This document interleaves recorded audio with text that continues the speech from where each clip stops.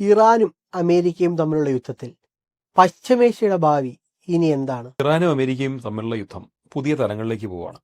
ഒന്നാമത്തെ കാര്യം, അമേരിക്ക പലതവണ പരാജയഭീതിയിലെത്തി. അമേരിക്ക തകർന്ന ഒരവസ്ഥയിലാണ്. അമേരിക്കയുടെ ഗൾഫിലെ എല്ലാ സംവിധാനങ്ങളും തകരുകയാണ്. അപ്പോൾ ഇറാൻ അവിടെ ഒരു വിജയത്തിലേക്കാണ്. ആരും പ്രതീക്ഷിച്ചില്ല. വളരെ കുറച്ച് പേര് മാത്രമേ ഇറാൻ ഇതിൽ മുന്നേറാൻ പറ്റും, ഇല്ലെങ്കിൽ ഇറാൻ അമേരിക്കയെ ശക്തമായിട്ട് പ്രതിരോധിക്കാൻ പറ്റും എന്ന് വന്നുള്ളൂ. അങ്ങനെ കണ്ടവർ ചുരുക്കമാണ്. പക്ഷേ ഇപ്പോൾ എന്ത് സംഭവിക്കുന്നത് വെച്ചാൽ ലോകം മുഴുവൻ അംഗീകരിക്കുന്നു, ഇറാനാണ് മുന്നിൽ നിൽക്കുന്നത്, ഇറാനാണ് വിജയിക്കുന്നത്. അമേരിക്കയ്ക്ക് മാനഹാനിയായിരിക്കുന്നു, അമേരിക്ക തകരുന്നു. സാമ്പത്തികമായിട്ട് അമേരിക്ക തകരുന്നു എന്നുള്ളതാണ് നമ്മൾ കണ്ട ഒരു പ്രധാനപ്പെട്ട കാര്യം. ഒന്നാമത്തെ കാര്യം, അമേരിക്കൻ്റെ GDP-യേക്കാളും കൂടുതലാണ് അവരുടെ കടം. ഇത് വലിയ സാമ്പത്തിക തകർച്ചയ്ക്ക് വഴിവെക്കും. എങ്ങനെ അമേരിക്ക ഇതിനെ മറികടക്കും? ഒരു യുദ്ധത്തിൽ കൂടെ മറികടക്കണം എന്നുള്ളായിരുന്നു അമേരിക്ക മുന്നിൽ വെച്ചത്. കാരണം ലോകത്ത് ഓയിൽ പ്രൈസ് വർദ്ധിക്കണം, ഇറാൻ്റെ ഓയിലും റഷ്യയുടെ ഓയിലും എല്ലാം ഹാൻഡിൽ ചെയ്യുന്ന അമേരിക്കൻ കമ്പനികളായിരിക്കണം. അങ്ങനെയൊക്കെ വരുമ്പോൾ അമേരിക്ക മുന്നേറാം. ഇത് കൂടാതെ അമേരിക്കൻ ഓയിൽ ലോകമാസാനം കച്ചവടമാകണം. ഈയിടെ അമേരിക്കയുടെ ഓയിലും അമേരിക്കയുടെ ഗ്യാസും കച്ചവടമാകുന്നുണ്ടായിരുന്നു. പക്ഷേ ബാബൽ മന്ദബിൽ ഹൂതികൾ അവിടെ ഒരു പ്രതിരോധം ഉയർത്തുന്നതോടെ അമേരിക്കയുടെ കച്ചവടം നടക്കില്ല. അതൊരു പ്രശ്നമാണ്. ഇനി ഈ അവസ്ഥ എങ്ങനെയാണ് ഗൾഫിനെ ബാധിക്കുന്നത്? ഗൾഫിനെ ബാധിക്കുന്നത് സൗദി അറേബ്യ, അവരാണ് അവിടുത്തെ ഏറ്റവും വലിയ ഓയിൽ പ്രൊഡ്യൂസേഴ്സ്. അവരുടെ ഓയിൽ പുറത്തേക്ക് വരുന്നുണ്ട്. ബാബൽ മന്ദബ് വഴി കൊണ്ടുവരാൻ പറ്റും. പക്ഷേ ഹൂതികൾ സൗദി അറാംകോയുടെ ചില പൈപ്പ് ലൈനുകൾ തകർക്കുകയും അതുപോലെ തന്നെ ബാബൽ മന്ദബ് ബ്ലോക്ക് ചെയ്യുകയും ചെയ്യുന്നതോടെ അവർക്ക് അവിടെ നിൽക്കക്കള്ളിയില്ലാത്ത അവസ്ഥയാണ്. അതായത് ഹോർമൂസ് കടലിലേക്ക് വഴിയോ ചെങ്കടൽ വഴിയോ അല്ലെങ്കിൽ ബാബൽ മന്ദബ് വഴിയോ സൗദിക്ക് ഇപ്പോൾ ഓയിൽ എടുക്കാൻ പറ്റാത്തൊരു സ്ഥിതിവിശേഷം ഉണ്ടാവുകയാണ്. ബഹ്റിൻ, UAE, കുവൈറ്റ് തുടങ്ങിയിട്ടുള്ള രാജ്യങ്ങൾക്കൊന്നും തന്നെ ഇപ്പോൾ നിലവിൽ ഹോർമൂസ് ഉപയോഗിക്കാൻ പറ്റുന്നില്ല. ഇന്ത്യ പോലുള്ള ചില രാജ്യങ്ങളിലേക്ക് അപൂർവം ചില കപ്പലുകൾ കടന്നു വരുന്നു എന്നുള്ള ഒഴിച്ചാൽ നിലവിൽ ഗൾഫിൻ്റെ സ്ഥിതി ശോചനീയമാണ്. ഇത്തരൊരവസ്ഥയിൽ ഗൾഫിൻ്റെ സാമ്പത്തിക സ്ഥിതി മൊത്തം തകർന്നിരിക്കുന്നു. ഏറ്റവും പ്രധാനം, ടൂറിസത്തെ വളരെയധികം ആശ്രയിച്ചു പോകുന്ന രാജ്യമാണ് UAE. UAEയുടെ ടൂറിസം സാധ്യതകളിൽ വലിയ പ്രശ്നമുണ്ട്. അവിടെയുള്ള അനേകം വലിയ പണക്കാർ ഓൾറെഡി UAE വിട്ട് കഴിഞ്ഞു. പണ്ട് UAEയിൽ ഗോൾഡൻ വിസ കിട്ടുമായിരുന്നു. ആ വിസ കൊണ്ട് ഇപ്പോൾ ഒരു കാര്യമില്ല എന്നുള്ള സിറ്റുവേഷനായി.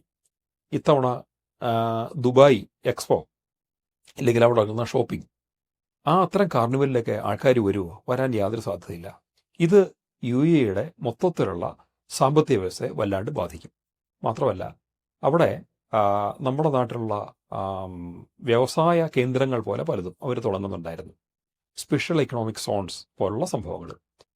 അങ്ങോട്ടുള്ള കപ്പലുകളും പോകേണ്ടത് ഹോർമൂസ് വഴിയാണ്. അവിടുന്ന് പ്രൊഡക്ട്സ് തിരിച്ചിറങ്ങേണ്ടത് ഹോർമൂസ് വഴിയാണ്. അപ്പോൾ അവിടെയും അടയുകയാണ്. ചുരുക്കി പറഞ്ഞാൽ ഓയിൽ മേഖലയായിട്ടോ ഓയിൽ അല്ലാത്ത മേഖലയായിട്ടോ വരുമാനം ഉണ്ടാക്കാനുള്ള ഗൾഫിൻ്റെ ശ്രമങ്ങൾ പരാജയപ്പെടുന്നു. എന്നാൽ ഇന്ത്യയിലുള്ള പോലെ IT മുന്നേറ്റമൊന്നും ഗൾഫിലുണ്ടായിട്ടില്ല. അല്ലെങ്കിൽ ഇന്ത്യയിലൊക്കെ പല ആൾക്കാർക്കും വീട്ടിൽ നിന്ന് ഓൺലൈനായിട്ട് ജോലി ചെയ്ത് പലത് സമ്പാദിക്കാമായിരുന്നു. അത്തരം സിറ്റുവേഷനല്ല ഗൾഫ് രാജ്യങ്ങളുള്ളത്. അപ്പോൾ അവിടെ ഒരു പ്രശ്നമുണ്ട്. അടുത്തതായിട്ട് അവിടെ മേഖല കടന്ന് ഏറ്റവും വലിയ വില്ലനായിട്ട് കളിക്കുന്നത്, നായകനായിട്ട് നിൽക്കാൻ ശ്രമിക്കുന്നതും ഇസ്രായേലാണ്. ഇസ്രായേലിന് മാരകമായ പരിക്കുകൾ ഈ യുദ്ധത്തിൽ പറ്റിയിട്ടുണ്ട്. ഇസ്രായേലിലെ സൈനിക കേന്ദ്രങ്ങൾ ആക്രമിക്കപ്പെട്ടു. ഇസ്രായേലിൻ്റെ വിമാനങ്ങൾ, അനേകം സൈനികർ തുടങ്ങിയവർ കൊല്ലപ്പെട്ടിട്ടുണ്ട്. ഇങ്ങനെയൊക്കെ വരുന്നതോടെ ഇസ്രായേലുണ്ടാകുന്ന സൈനികവും സാമ്പത്തികങ്ങളുടെ നഷ്ടം വളരെ വലുതാണ്. അത്തരം ഒരു നഷ്ടം ഇസ്രായേലിന് സംഭവിക്കുമ്പോൾ ഇതിൻ്റെ അനന്തരഫലം എന്താകും എന്നൊരു ചോദ്യമുണ്ട്. ഇവിടെയാണ് ഇറാൻ ഇപ്പോൾ പുതുതായിട്ട് രൂപീകരിക്കുന്ന ഒരു മേഖലാ സഖ്യത്തിന് പ്രാധാന്യമേറുന്നത്. അതായത് സൗദി അറേബ്യയായിട്ട് അവർ ഇറാനുമായിട്ട് യുദ്ധമുണ്ട്. ഈ അടുത്തിടയ്ക്ക് അങ്ങോട്ടും ഇങ്ങോട്ടും ആക്രമണങ്ങളൊക്കെ നടന്നു. ഇങ്ങനെയുണ്ടെങ്കിലും സൗദി പ്രതിനിധികളും ഇറാൻ പ്രതിനിധികളും തമ്മിൽ പുതുതായിട്ട് ചർച്ചകൾ നടക്കുന്നു. ഇതൊരു ചെറിയ കാര്യമല്ല, ഇതൊരു വളരെ സുപ്രധാനമായ കാര്യമാണ്. കാരണം ഷിയ സുന്നി സംഘർഷത്തിൻ്റെ ഒരു കേന്ദ്രം എന്ന് പറയുന്നത് സൗദിയും ഇറാനും തമ്മിലുള്ള സംഘർഷം കൂടിയാണ്. മതപരമായിട്ടുള്ള സംഘർഷം നിലനിൽക്കുമ്പോൾ രാഷ്ട്രാന്തരീയ സൗഹൃദം ഉണ്ടാകില്ല എന്നാണ് പലരും കരുതിയതെങ്കിലും ഈ ശത്രുക്കളെ തമ്മിൽ ഈ യുദ്ധം അടുപ്പിച്ചിരിക്കുന്നു. ശത്രുക്കളെ തമ്മിൽ യുദ്ധത്തിന് അടുപ്പിക്കാൻ പറ്റുമെങ്കിൽ അത് മേഖലാപരമായ ഒരു സഹകരണത്തിലേക്ക് വഴിവെക്കും.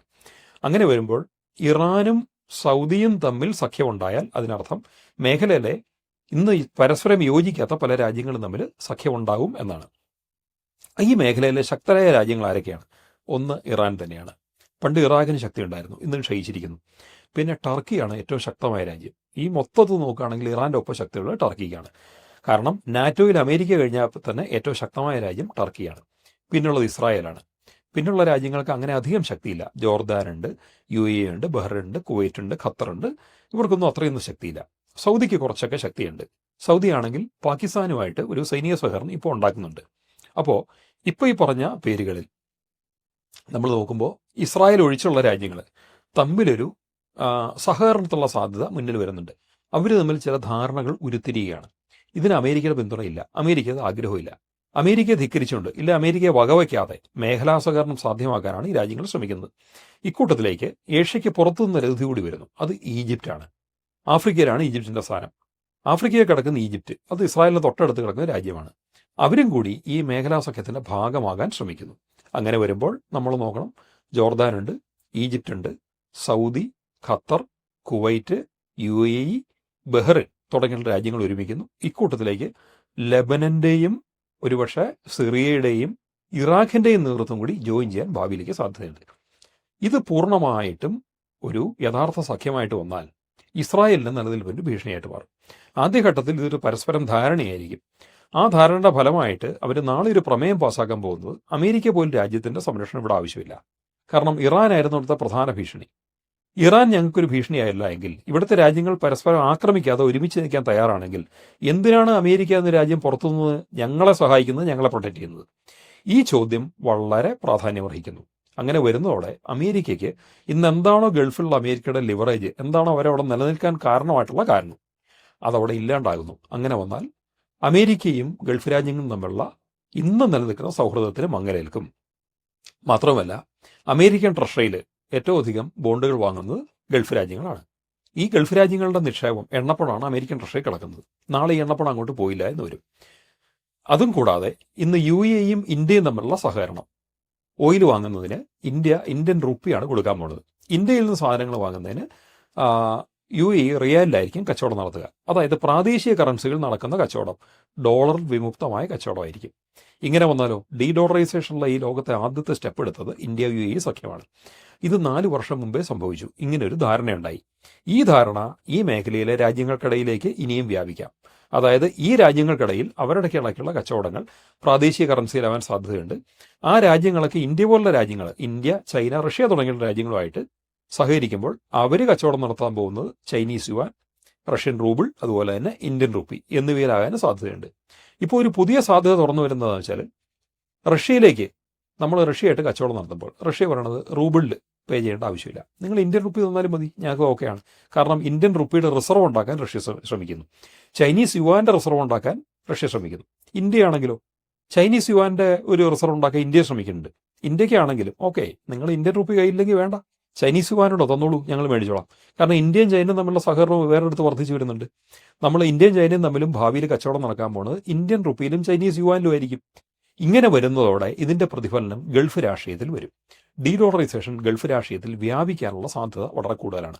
ഇങ്ങനെ വന്നാൽ എന്തായിരിക്കും സംഭവിക്കാൻ പോകുന്നത്? ഇങ്ങനെ വന്നാൽ സംഭവിക്കാൻ പോകുന്നത് അമേരിക്കയുടെ താല്പര്യങ്ങൾ ഗൾഫിൽ ബലി കഴിക്കപ്പെടും. അവരുടെ രാഷ്ട്രീയ താല്പര്യങ്ങളും സാമ്പത്തിക താല്പര്യങ്ങളും ഒരുപോലെ ബലി കഴിക്കപ്പെടും. ഇത് ഗൾഫിൻ്റെ ശാക്തീകരണത്തിന് വഴിവെക്കും, ഗൾഫിൻ്റെ സ്വാതന്ത്ര്യത്തിന് വഴിവെക്കും. നിലവിൽ യൂറോപ്പിനെയും അമേരിക്കയും ഡിപ്പെൻഡ് ചെയ്താണ് ഗൾഫ് മുന്നോട്ട് പോകുന്നത്. അതിൽ നിന്ന് മാറിയിട്ട് സ്വതന്ത്രമായൊരു മേഖലാ സഹകരണത്തിൽ കൂടി ഗൾഫ് രാജ്യങ്ങളിലെ പ്രാദേശിക പരമാധികാരം സാധ്യമാകും. ഇങ്ങനെയൊന്നു വന്നാൽ ഭാവിയിൽ ഇസ്രായേലിന് അവിടെ വോയിസ് ഇല്ലാതെയാവും. കാരണം അമേരിക്ക ഉള്ളതാണ് ഇസ്രായേലിൻ്റെ നിലനിൽപ്പ്. ഇന്ന് ഇസ്രായേലിന് കാണിക്കുന്ന പോലെ അന്യരാജ്യങ്ങളെ ആക്രമിക്കുക, അവിടെ കയറി ഗുണ്ടായുസം കാണിക്കുക, ഇതൊന്നും നടക്കാൻ പറ്റാണ്ട് വരും. അതോടുകൂടി ഇസ്രായേൽ ഈ രാജ്യങ്ങളുമായിട്ട് വ്യക്തമായ ഒരു സഹകരണത്തിൽ പോകേണ്ടി വരും.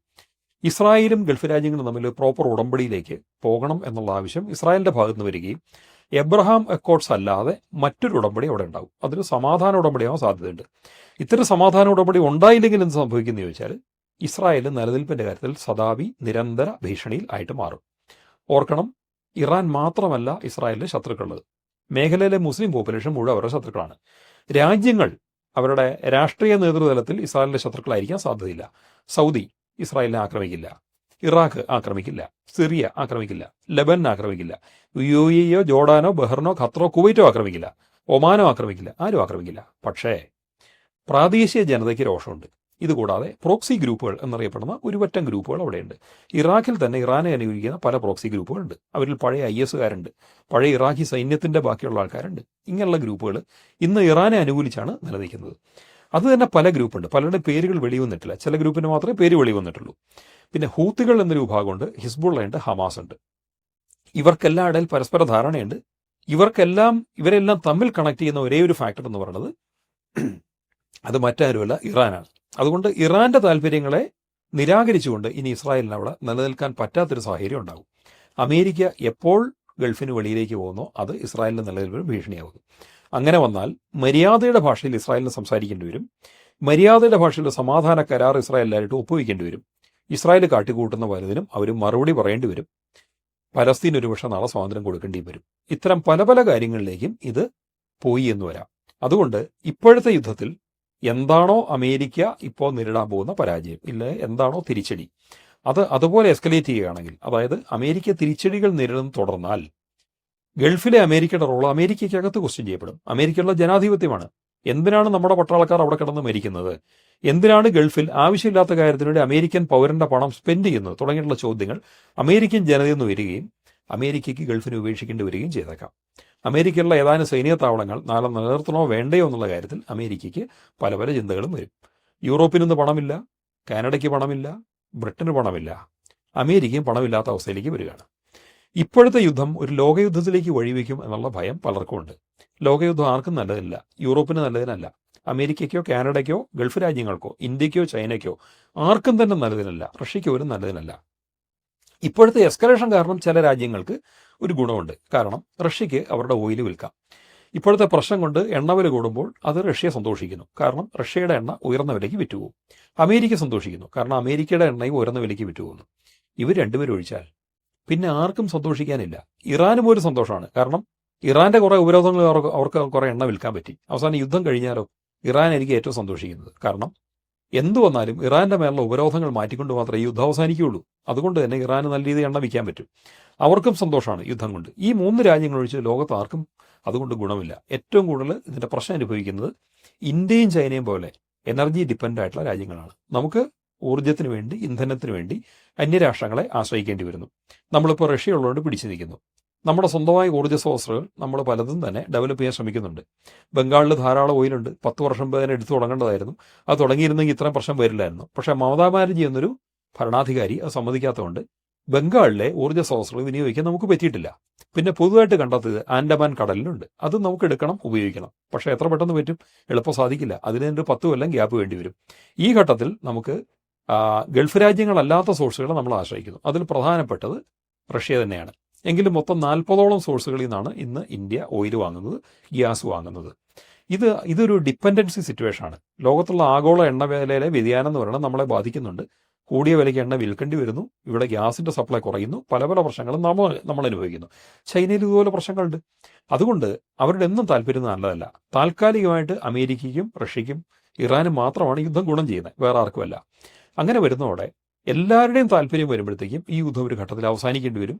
അമേരിക്കയിൽ സാമ്പത്തിക പ്രശ്നം വർദ്ധിക്കുകയാണ്.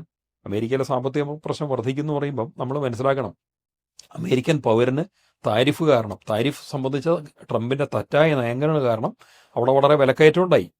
ജനങ്ങൾ കഷ്ടത അനുഭവിക്കുകയാണ്. ഊർജ്ജ പ്രതിസന്ധി അമേരിക്കയിലുണ്ട്, കാനഡയിലുണ്ട്, എല്ലായിടത്തും ഉണ്ട്. ഈ ഊർജ്ജ പ്രതിസന്ധി ഇതിനേക്കാൾ കൂടുതൽ പ്രശ്നമാണ് യൂറോപ്പിൽ ഇപ്പോൾ എങ്ങാനും റഷ്യയായിട്ടൊരു യുദ്ധം പൊട്ടിപ്പുറപ്പെട്ടാൽ ഈ വരുന്ന തണുപ്പ് കാലത്ത് യൂറോപ്യൻസ് തണുത്ത് മരവിച്ച് മരിക്കത്തേ ഉള്ളൂ.